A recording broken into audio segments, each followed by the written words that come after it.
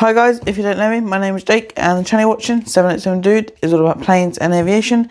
And in today's video, I'm going to be talking about 10 things that you didn't know about planes. So yeah, let's get into the video. So, to start off, this may come as a surprise or it may not, you might already know this, but plane doors actually don't have locks. So, if you're at air stairs or an air bridge right up to that airplane, you'd be able to open the door easy peasy. And you're like, oh, so why don't planes have locks? Well, planes don't actually have locks because it's so hard to open a plane door. Obviously not on the ground, but when you're up in the air, there's no need for a lock because the pressure difference is so much between the outside and the inside that even the world's strongest man would not be able to open the airplane door. When you get lower and lower, it can be possible, and it has been done before when landing and stuff, when like brute force is put into it, but the chance that it's going to happen is like really rare. Like you just can't open them mid-flight. It's impossible. Literally is impossible. Like, so they don't have locks. They don't need locks. They only, if you've been on a plane, you see cabin crew like go over to the door while you're taxiing or something. That is to arm the doors, and arming the doors isn't giving them guns or weapons. It's just so, say you had an emergency, you'd be able to, when you open the door, the slide automatically inflates, because it means that you don't have to spend time manually pressing a lever or pulling a lever or pressing a button. It automatically does it. So as soon as you open the door, and by the time you actually open the door, hopefully the slide will be inflated. Anyway, moving on. Planes fly. Why do planes actually fly so high? I mean, 38,000 feet. That's like 38,000 feet. Like that's a big amount. Like that's really high, right? And they actually fly that high because the higher you actually fly, the shorter you actually are in the air for. So, for example, if you were going from Heathrow to New York, classic flight. And instead of going up to 38,000 feet, you stayed at 10,000 feet. You would take an extra hour, maybe even 2. If you were going at like 100 feet, you'd take forever. Like, the plane might not even be able to fly for that long. And you think, say, A350, fly about 14 hours non-stop. Long time. It might not be able to do that. I don't know, but like they fly so high because when you fly higher, if you think the Earth is like a sphere, a circle, a 3D circle, right? So the higher you obviously fly, the less area you have to go around than if you're lower.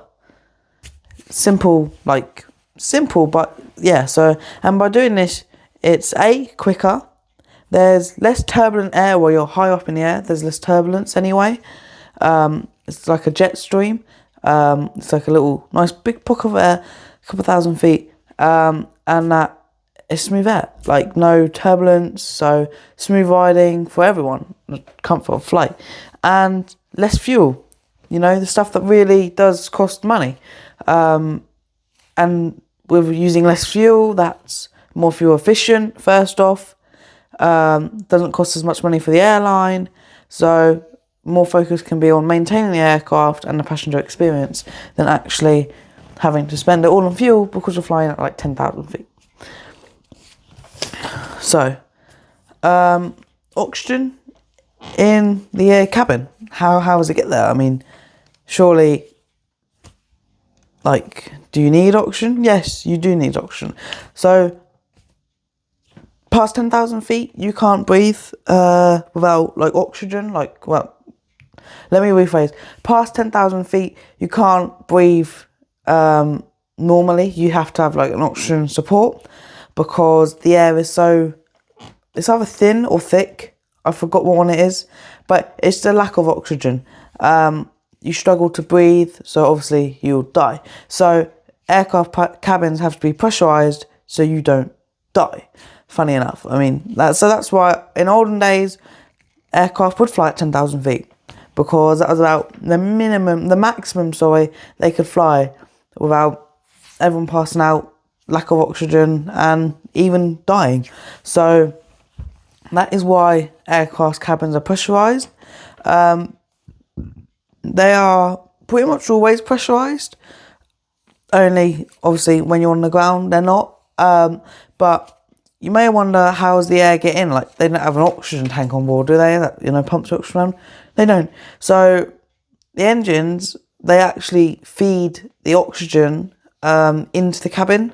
So in the engine, you've got a little thing, and as the air goes in, it ignites with the fuel, and that combusts, and that creates a thrust. But a little bit of that air goes into the cabin. So instead, this happens just before the combustion part, I'm pretty certain. So the air goes in, so 90% of the air goes to be combust with the fuel, and the other 10% goes into the cabin. And obviously, if you think two-engine plane, so one off from each side, obviously that doesn't make a difference because the cabin's just like that, isn't it? Well, not really, but it's just one tube as such. So yeah, that's how, which also does make the plane a little less fuel efficient, and although the colder the air, the better it is. So again, moving back to why they fly so high, because the air's colder, which actually is better for the engines. It's more fuel efficient, which is crazy, right? How down below where the air is hotter, it's less fuel efficient than if it's like all the way up at 38,000 feet. So airplane mode, just airplane mode. Why do we have airplane mode? Well, it's a good question, actually. It's an extremely good question. Do we actually need airplane mode? Not really. Airplane mode is just a safety precaution as such, because in the olden days, phones would do what they say they do when you don't have airplane mode. Mess up air traffic control systems, the instruments, stuff like that. So the CIA, not the FIA, the CIA, I forgot what it is, like administration at the end, but I forgot what the CA means. But they and the FAA have banned like such because of what could happen in the past. It's just a safety precaution because they haven't tested everything out. They know that mobile phones, smartphones like the one I'm recording on now, they don't mess up anything, but not everything's been tested. So just as a whole thing, just put them on airplane mode. They tell you it pretty much just as a safety precaution. It's not going to bring the plane down, although when obviously you'll never have this unless you're a pilot, but air traffic control can be like a bit like, how to describe it? You know, like say your TV goes a bit like fizzy and stuff, not like obviously like the drink, but like fizzy is a bit like blurry and like all the lines are shaking. And when that happens on audio, it's kind of like that. It's kind of like that happens. So it's not like cutting communications. It's just making it a bit like a little hum as such. You can still hear them. It doesn't like cut out completely, but that's pretty much why. And you only get that when people are not on airplane mode. But like if one person, say you have an A320, 150 odd passengers, if one person had their phone not on airplane mode, that's fine. It's not going to do anything. But if 150 people had their phones not on airplane mode, that would do a lot. So really, as you know, everyone does it, not just certain people. Everyone does it. Safety, and yeah, it's just what they've done. But airplane mode actually could be disappearing soon. In Europe, it might not have to be legal to airlines to say to passengers, please turn your phone on airplane mode, which will be massive, like a game changer, because it means that you can easily watch stuff and for that with Wi-Fi. Anyway, moving on. Turbulence. Well, that isn't the airline's fault.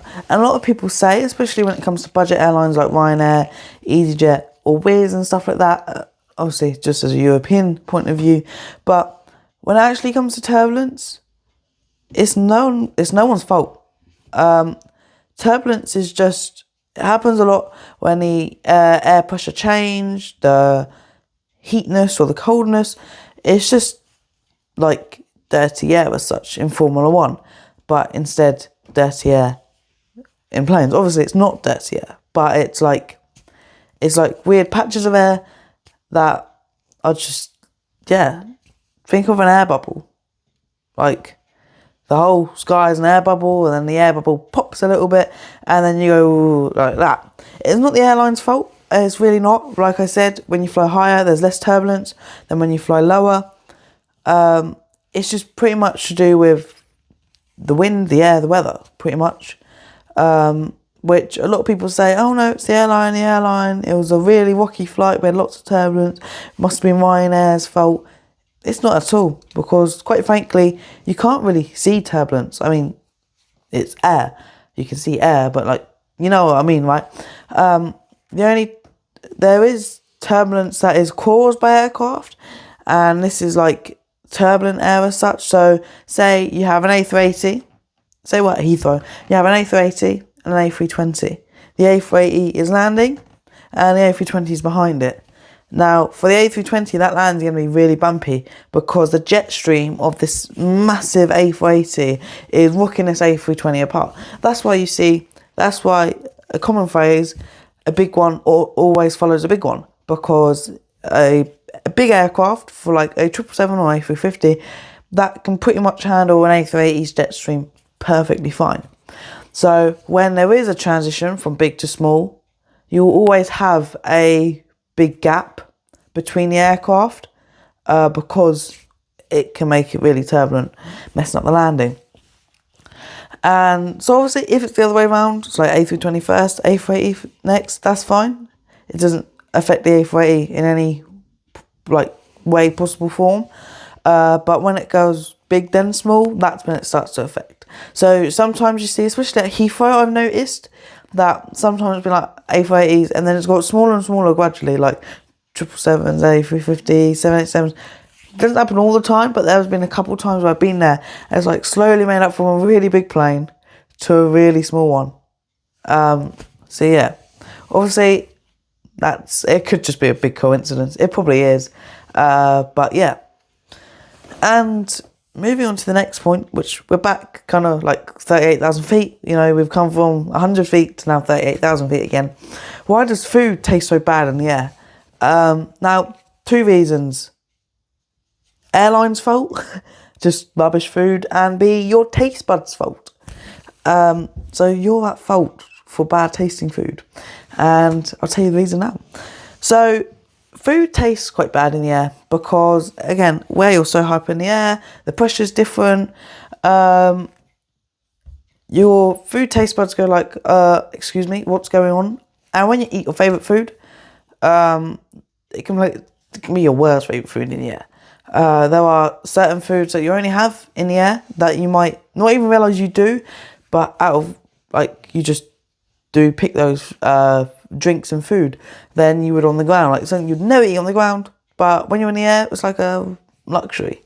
So for example, my favourite food,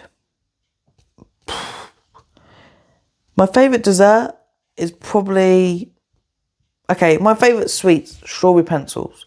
I've never had these in the air, although I will have them when I go to Madeira, trust me, which is, what's the date today?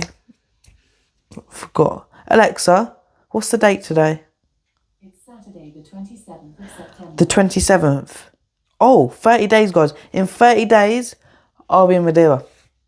Like, that is cool. That is really cool.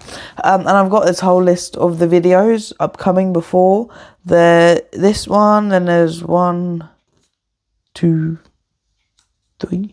3 more videos after. Yeah, so after this video, there'll be 3 more videos. I'm going to have to start with a Madeira series, which planned should take us from about, like, I don't know when. See, it's the problem, right? I'm not there, okay? I don't know how the day is going to plan out. I could be shattered at the end of the day, or I could still be bouncing up around like a lunatic. So, if I am still bouncing up around like a lunatic, hopefully that video will be on, like, the plane spotting video, the flight review video can be started. So yeah, but anyway, that's sidetracking. We can speak about that at the end of the video. But you've got your favourite food. Say, I don't know, say for you guys it might be pizza. Okay, it's most people's favourite food. Pizza. In the ground, that could be like the best food ever, you know, oh, yummy, yummy, amazing taste. In the air, that could be the worst food, because your taste buds completely change. You know how people say your taste buds change every year? I'm not sure if that's true or not, but it's kind of like that in the air, but that changes within hours. Like I said, it's just within the pressure. It's just pressure change. That's it. If the pressure never changed, your food taste would stay the same. Same with your drinks. And now this is a big one that is probably going to surprise you, like lots. Airplane engines aren't the full reason why airplanes got off the ground. And I know that probably has come to a massive shock to you guys, because you're like, well, no, they do, right? I'm just going to say one thing, the glider. Let that sink in.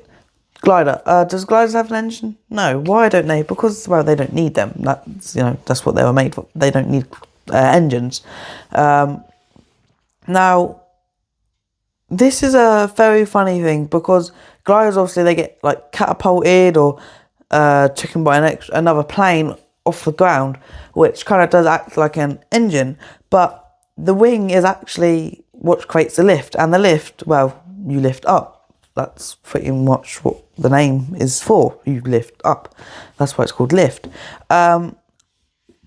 So this lift, obviously, is created at the wings. And a wing shape, it's not like a straight line as such. It's like in a weird shape. Let me draw it for you. Okay, this is my best drawing of a wing. Just quickly. So this would be the front as such, where the engines would be, and this would be the back where the flaps are. So as you see, the cold air, let me just do this.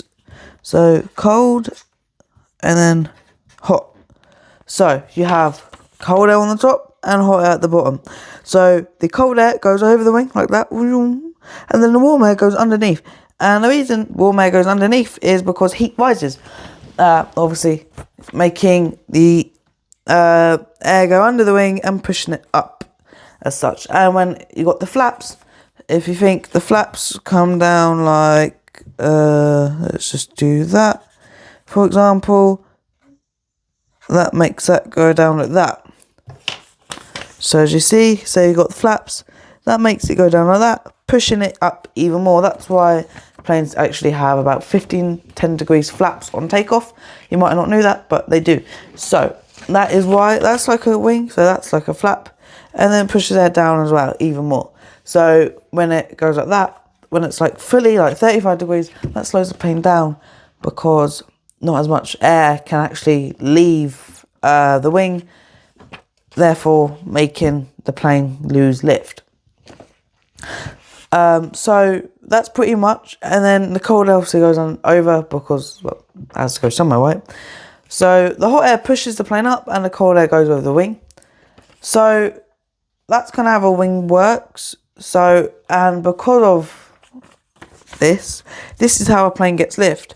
When you add an engine, it just means it gets thrust, which means it can stay in the air. So, for example, the glider, obviously it only has a certain amount of time in the air, but on a commercial plane, the only time thing is how much fuel it has. If it obviously runs out of fuel, then it has to land. But if it's got fuel, it can carry on going and going and going, because it is dependent obviously on this lift, but the thrust can also obviously help quite a big. And I'm not saying if you took the engine away, an A380 could get off the ground, because it wouldn't. Obviously it needs that thrust to gain speed, but the wings are giving it lift. So yeah, that's pretty much that, like, explanation as such, if you call it. This one, the next one, number 8, we're on 8 already, I know.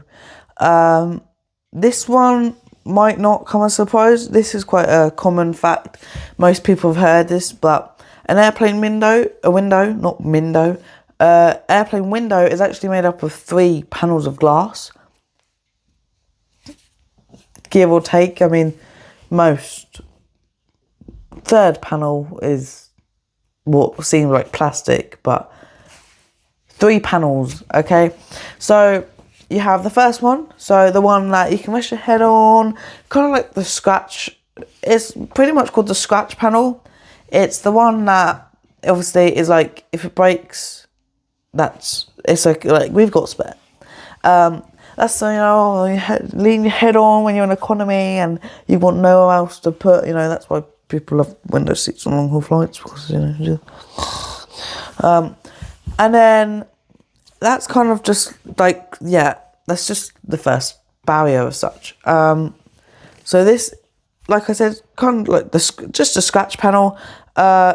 It's the first panel of glass. I'm going from inside to out. This is the one that you obviously is right next to your face. And then you've got the middle panel, and the middle panel actually has a hole in it.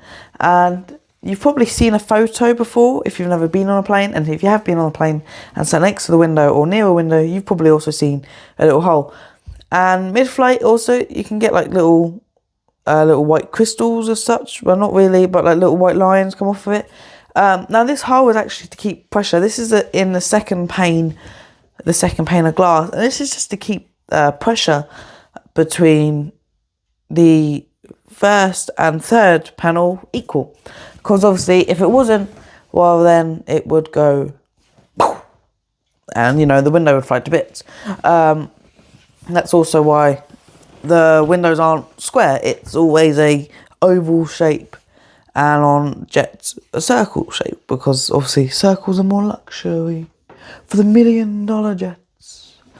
So yeah, that's pretty much right. And 737s, I know the older models, the older variants of the 737 obviously look like they're square. They are not, they're ovaled, but what you can see is probably just the square, but they are actually ovaled. So it's quite interesting. 3 panels, and then the last panel is the strongest, the hardest, the most like reliant panel. If that one breaks, then you're pretty screwed, I would say. But this one, like the properly protective one. This is like the protective panel. This one's the strongest one. It's the most durable. It's the thickest of the 3 as well. It's just so obviously, yeah. It's just like, I don't really know how to describe it. It's pretty much just the one that makes sure you're safe. That's that pretty much. So yeah, so like I said, the first one, like a scratch panel, it can break and you'll be fine. Although don't break it, because still you don't know what's going to happen, right? Second panel has a hole in it. This so is to keep the pressure equal between the first and the third panel. And then the third panel is the strongest, the hardest one, the most important one, and the thickest one. So now we're on number 9, and I think I've actually lied. There's actually 11. Yeah. Oh. Well, number 9 is actually number 8, but just to do with the middle one. I'll read you what I've put. Every window has a hole in the middle. Has a hole in it. The middle panel keeps pressure equal so they don't break. So there's 10, because that is just adding on to this. This is like an extension. Look. Extension comment. So cover up the number 9, and there you go. So, well, we'll scrap number 9, because number 9, we've already said it about 5 times. So there is 10. So lots of spare stuff in the galleys. It's a big one. Probably people didn't really know a lot about this, and I tried to find something that I've got exclusive from the galleys, but I've lost it. It's my Skyflyers logbook. I don't know where it's gone. I think it's in the downstairs cupboard where we keep all the passports. There's 3, or we have 4. So either one's fallen, or I have taken mine out when I filmed that YouTube video months ago, and I've kept it in my room and I haven't put it back. I have no idea. I'm going to look later.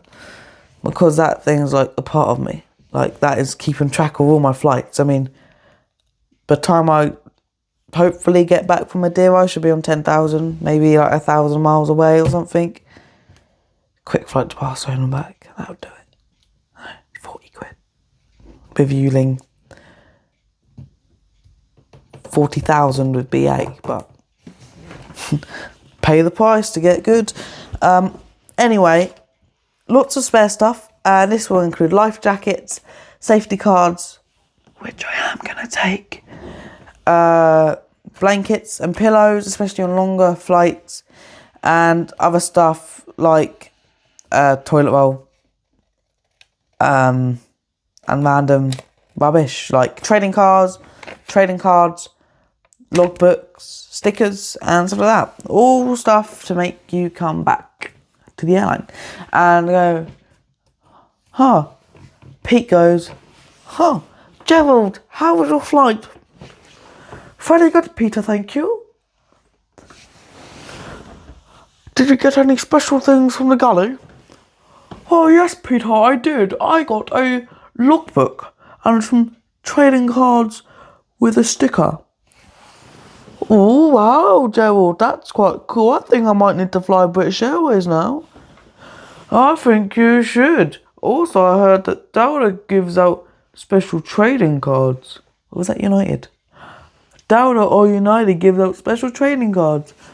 Oh, well, do they now? I think I might as well fly them too. Do you see the problem? I really should start doing those double things, shouldn't I? Do you see the problem, though? Well, not the problem. Actually, it's not a problem at all, to be honest. Do you see what happens, though? You know, I recommended, okay, well, I'm going to Spain next year. Maybe I fly British Airways for the first time and see if I can get a logbook and a blanket. Oh, wow.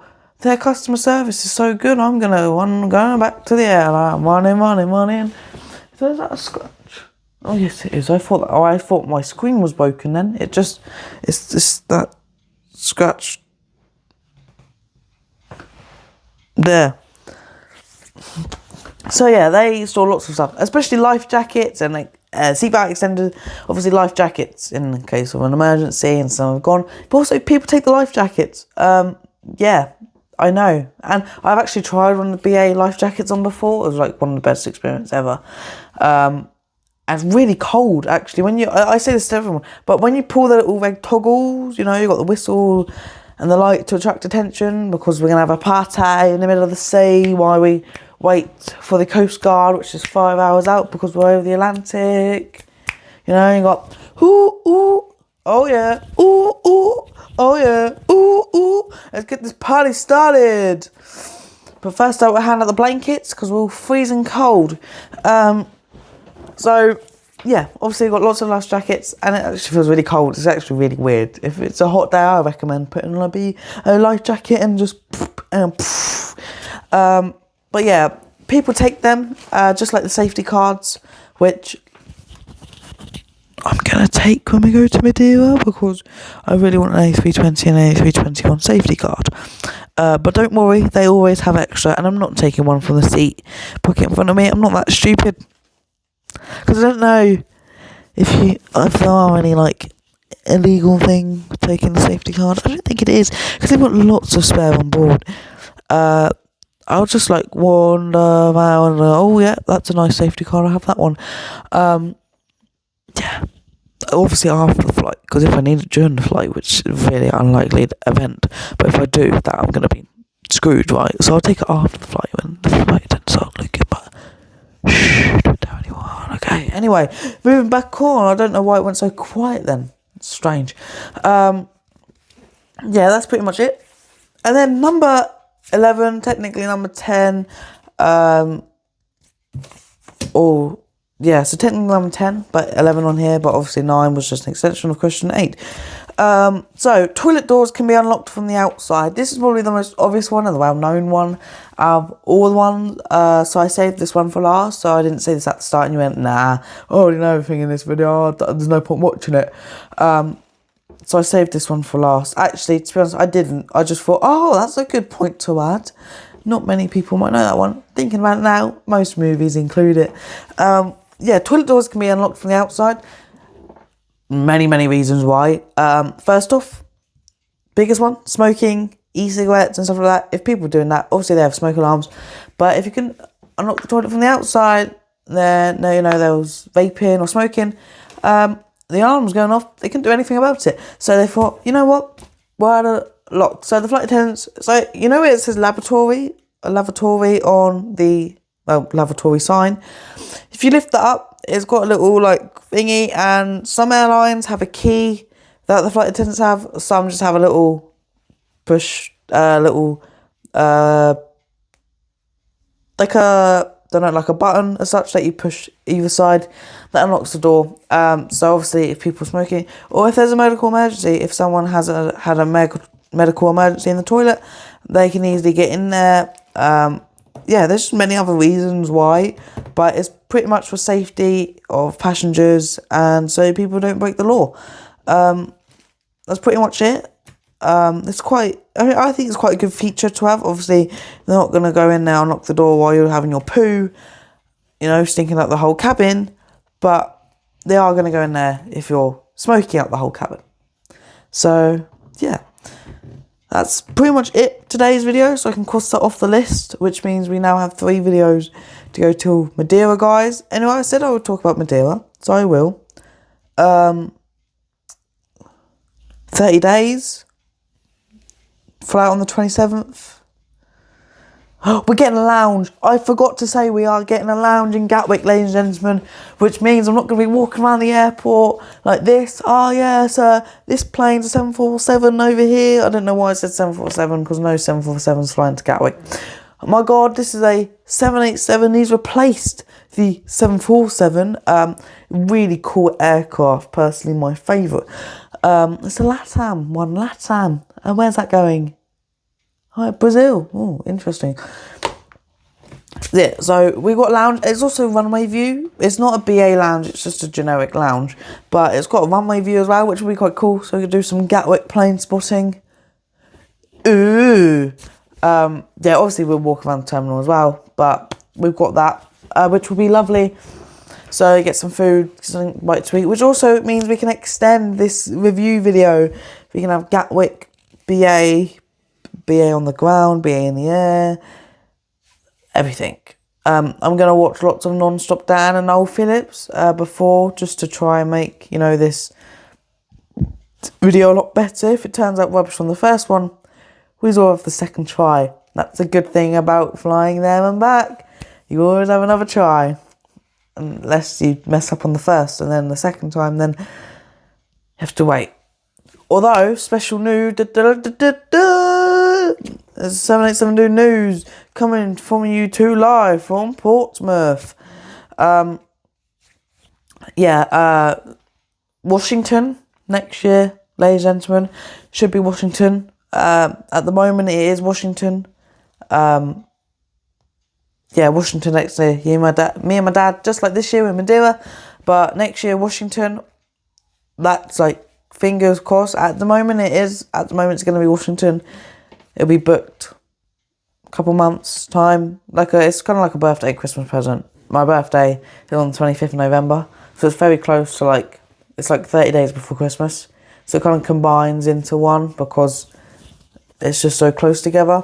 So Washington, that's what it's going to be looking like, which will be lovely.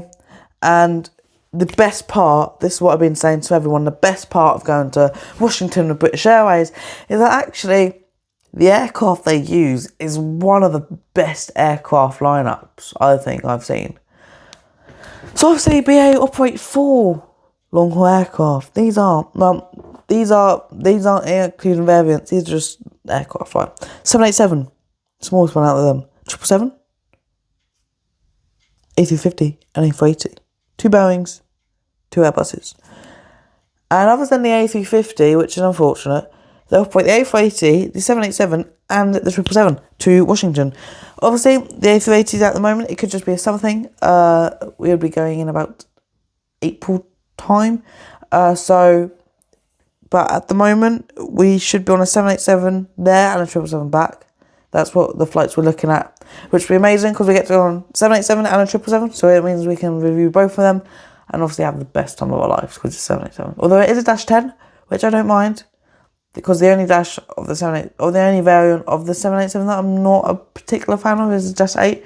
Dash 8, I don't know why, I'm just not the biggest fan of it. Dash 9 is my personal favourite, and the Dash 10 is like really cool aircraft to see that. So yeah, that's exciting, but we've got Madeira first. Yeah, so we've got 3 videos. I'll read them out to you just so you can get prepared for them. They'll be out every Sunday. Will Gatwick get an expansion, whatever you want to call it? That is the video after this. So this will be on the 5th of October. I go to Paultons Park that day, so it might be on the Saturday. You might be lucky, it might be on the 4th or the Monday on the 6th. How planes actually fly, and I've obviously touched on that today with this thing, but I thought it'd be a good idea because that's actually quite an interesting topic, I think. Packing for Madeira. So I lied, technically. The Madeira video start on the 19th of October, a week before actually, just under a week, no, just over, wait a sec. That's the 26th. Yeah, so just under a week before I go. But packing for Madeira, packing essentials, in my opinion. So you see what I pack, especially from the YouTube side of things. Obviously, not my clothes. I mean, obviously you need to pack clothes. I mean, that's just common sense. But from a YouTuber side of things, so like what I take when I travel and stuff. So yeah, look forward to those. Obviously, enjoy filming those. Now, obviously, I want to touch on the next video, the Gatwick expansion video. Why I've chosen Gatwick instead of Heathrow, because obviously Heathrow's been talked about a lot more than Gatwick. But to be honest, if anything's going to happen, if one airport is actually going to get upgraded, it's probably going to be Gatwick, because Heathrow's already big enough, and I don't think they'll do it.